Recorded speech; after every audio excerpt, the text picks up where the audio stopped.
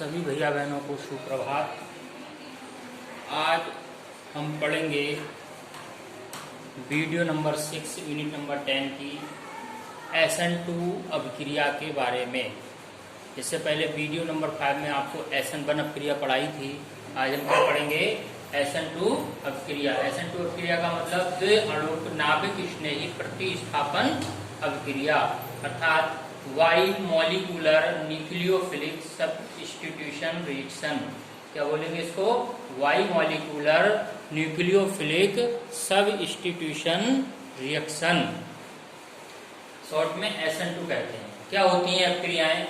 यह अभिक्रियाएं केवल एक पद में पूर्ण होती हैं। ये अभिक्रियाएं कैसे होती हैं? एक पद में पूर्ण होती हैं।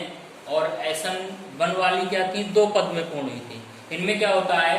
एक ही पद में हेलो एल्केन का हेलोजन अलग होता है और उस पर कोई नाभिक स्नेही अभिकर्मक आकर जुड़ जाता है, अर्थात दोनों काम एक साथ होते हैं।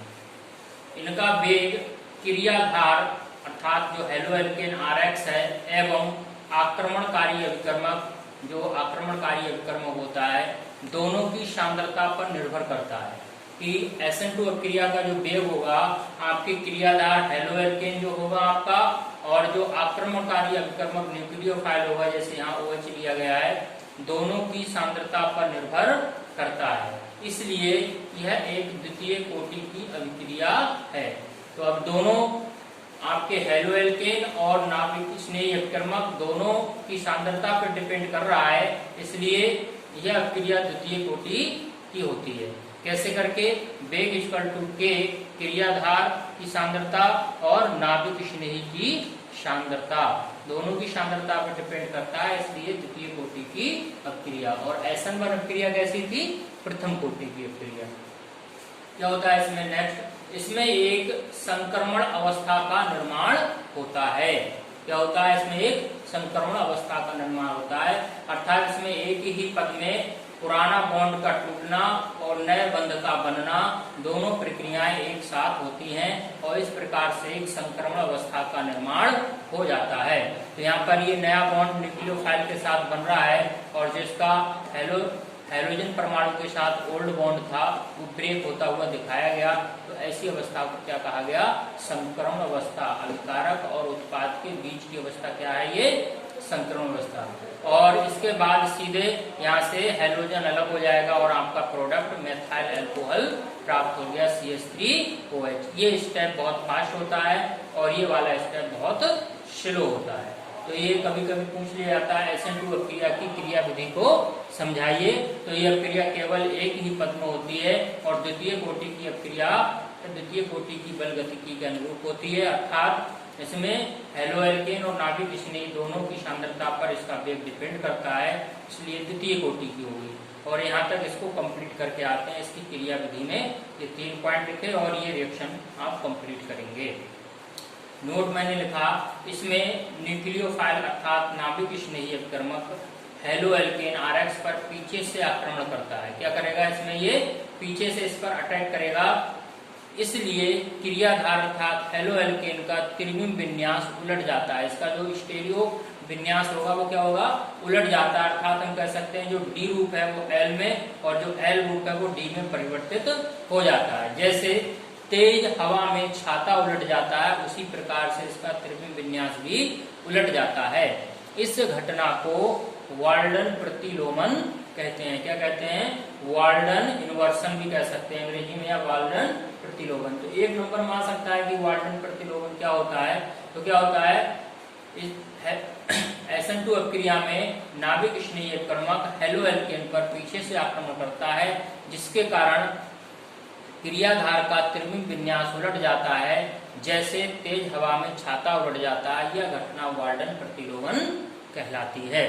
दूसरा नोट का पॉइंट इंपॉर्टेंट, SN2 अभिक्रिया में हेलो एल्केन की क्रियाशीलता का क्रम। तो क्या होता है इनका क्रम? 1 डिग्री, 2 डिग्री और 3 डिग्री। सबसे अधिक क्रियाशील कौन होते हैं? 1 डिग्री, जैसे CH3X, CH3CH2X, ये दोनों क्या है? 1 डिग्री।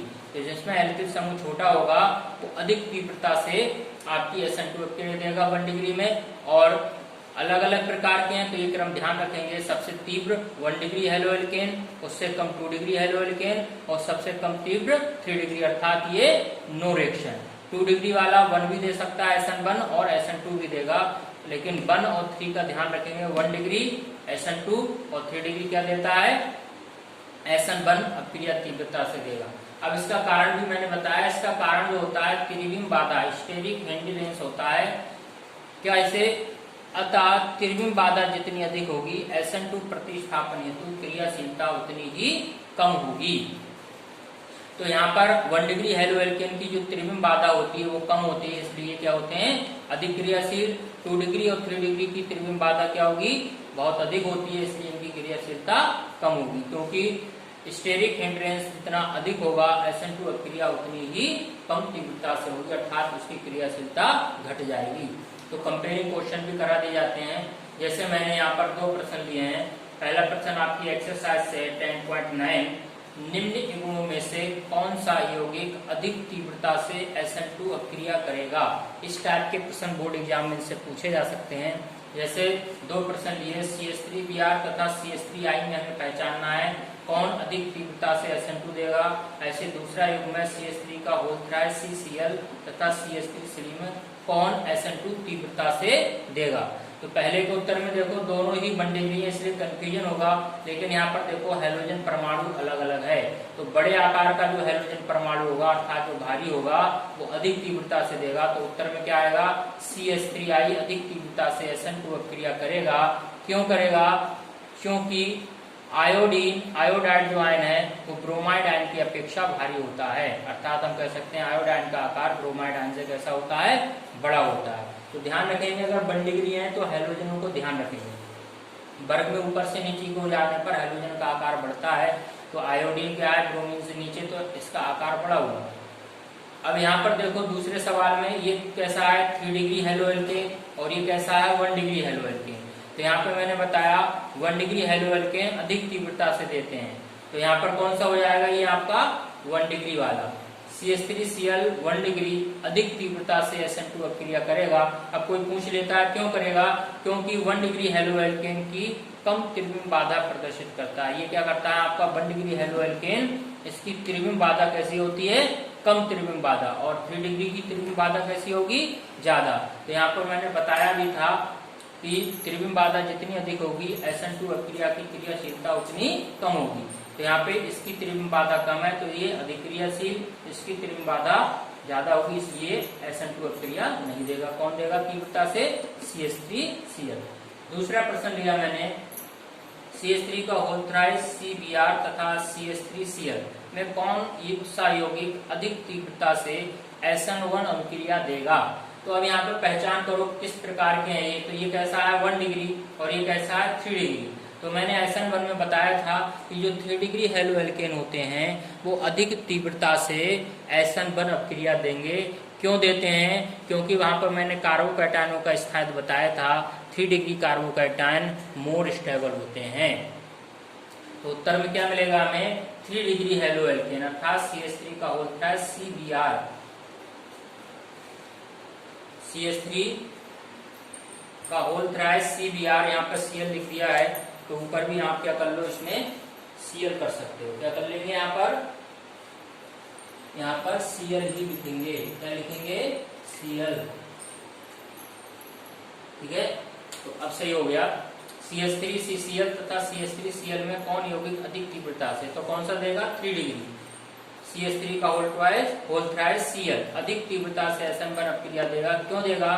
क्योंकि 3 डिग्री कार्बोकैटायन का स्थायित्व अधिक होता है। तो ये मैंने पहली वीडियो में इससे 5वीं वीडियो में पढ़ाया था आपको SN1 अभिक्रिया के बारे में। तो वहाँ उनकी क्रियाशीलता का क्रम लिखाया था 3 डिग्री सबसे फास्ट, उससे कम 2 डिग्री और 1 डिग्री नो रिएक्शन।